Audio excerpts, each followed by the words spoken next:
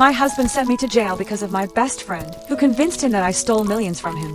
I gave birth to our baby in prison, lost my W0MB, and almost died there. I swore once I get out of prison, I would make them pay.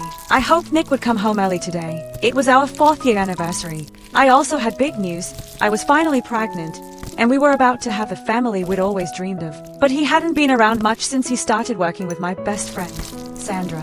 Just as I placed the last dish on the dining table, the front door opened. My heart leaped with excitement, and I rushed to greet him. Nick was taking off his jacket when I reached him, but he didn't look pleased to see me. I smiled and greeted him anyway. "Good evening, my love," I said, then went to hug him as Sandra walked in, wearing a smile. Why was she there? I told her it was my anniversary, and that I wanted to spend the evening alone with Nick. "Sandra, you're here." I forced a smile.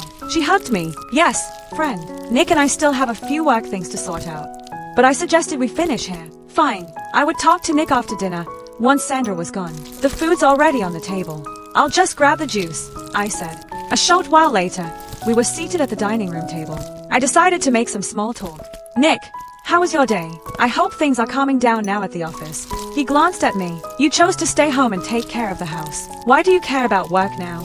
It doesn't concern you anymore." His words stung. He was my husband, and I thought I had the right to ask how his day was. "I got you a gift," I said, standing to go and get it. "I don't need anything," he said with derision. "And why are you acting so desperate today?" My heart sank. Had he forgotten our anniversary? I sat back down, feeling crushed. "Come on, Nick, Olivia just misses you. She didn't mean to annoy you," Sandra chimed in. What made her think I was annoying him? Was it because she was closer to him now than I was? Because they worked together constantly, forming a bond? I watched them talk as if I wasn't there. Nick smiled more at her, a gentleness in his demeanor that I hadn't seen in a long time. My heart ached. That affection and gentleness was supposed to be for me. At the end of dinner, I said, "I'll clear the table. Are you both done?" Nick didn't even look at me. He just pushed his plate toward me, while remaining focused on Sandra. My hand went to my stomach, caressing it. "Oh, baby, your dad's not ready to hear about you yet. But I'll tell him, I promise. And he'll be so happy you're finally here."